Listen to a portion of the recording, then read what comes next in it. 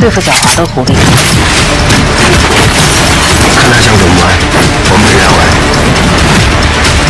तो गाइज अगर आप भी एक अच्छी हॉलीवुड चाइनीज मूवी ढूंढ ढूंढ के परेशान हो चुके हो तो आज की ये वीडियो आपकी मदद कर सकती है, क्योंकि आज की इस लिस्ट में मैं आपको हॉलीवुड और चाइनीज मूवी की टॉप 7 बेहतरीन action, adventure, science fiction, animation, horror, fantasy movies के बारे में बताने वाला हूं।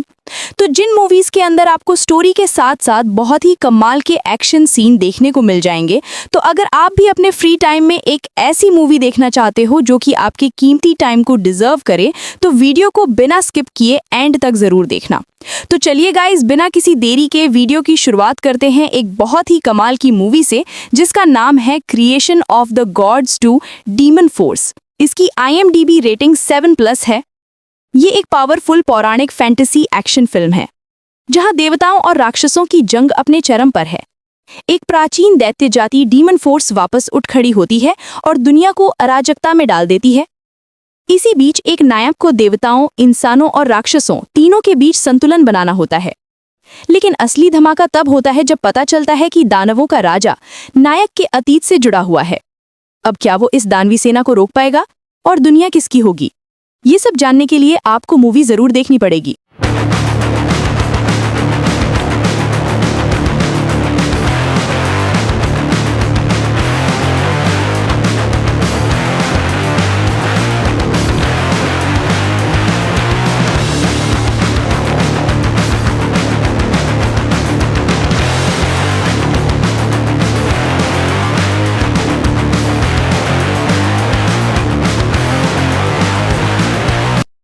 अब बात करते हैं नंबर 6 मूवी की, द शैडोज एज।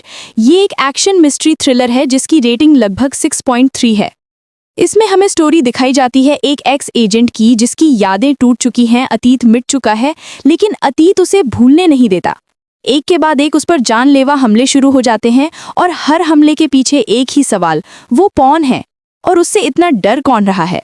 सच सामने आना शुरू होता है और फिर कहानी एक ऐसे ट्विस्ट पर पहुंचती है जहां दुश्मन भी हैरान हो जाते हैं कि उन्होंने गलत आदमी से पंगा ले लिया है। क्या वो हमला करने वाले का पता लगा पाएगा? ये सब जानने के लिए आपको मूवी जरूर देखनी पड़ेगी।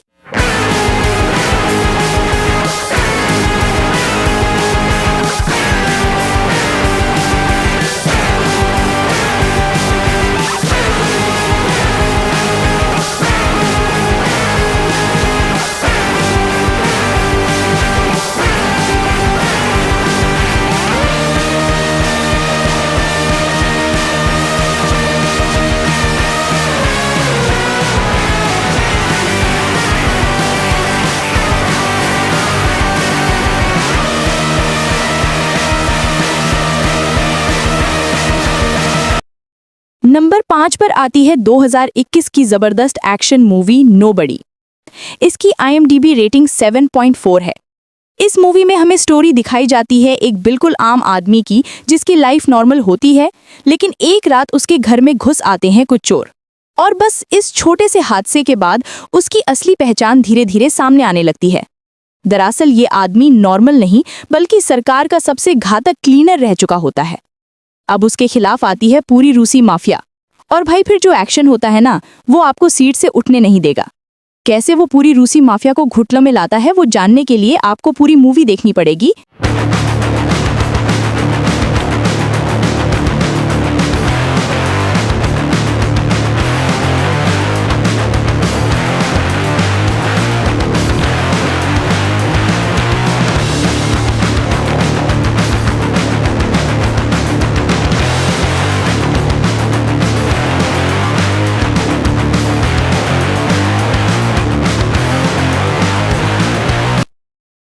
अब नंबर 4 पर आती है इविल अनबाउंड। ये एक हॉरर फैंटेसी मूवी है जिसकी IMDb रेटिंग 6 के आसपास है।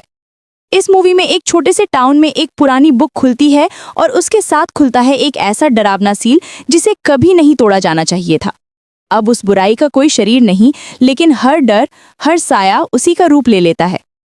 एक ग्रुप ऑफ फ्रेंड्स को अब इस अनदेखी दानवी शक्ति से लड़ना है, लेकिन सवाल ये है, क्या बुराई को रोका जा सकता है जब वो कभी मरती ही नहीं? ये सब जानने के लिए फिल्म देखें।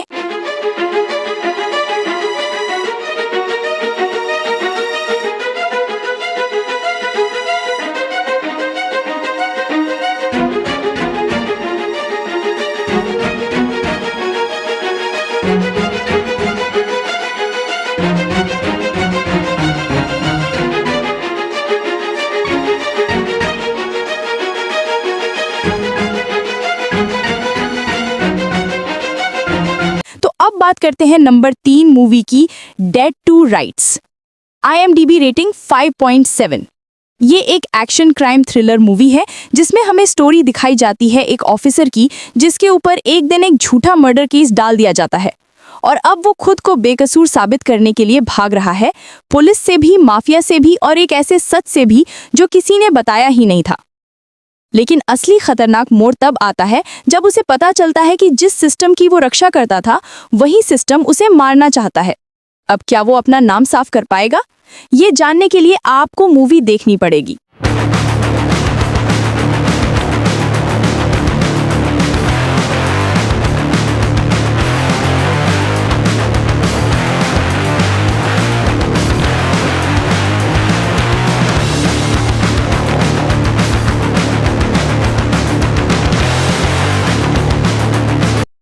अब नंबर 2 पर आती है मूवी जिसका नाम है डिटेक्टिव चाइनाटाउन 1900।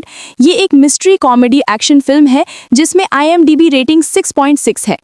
इस मूवी में हमें स्टोरी दिखाई जाती है एक नौजवान डिटेक्टिव की, जिसे 1900 के बैकड्रॉप में एक ऐसे केस की जांच पर भेजा जाता है जहां सबूत कम और चालें ज्यादा हैं। हर गली में कोई न कोई राज छुपा है और हर चेहरा एक झूठ। लेकिन असली ट्विस्ट तब आता है जब केस की परतें खुलते खुलते डिटेक्टिव खुद ही मुख्य टारगेट बन जाता है। अब आखिर वो सच तक पहुंच पाएगा और कौन है असली मास्टरमाइंड? वही सब जानने के लिए आप मूवी देख सकते हो।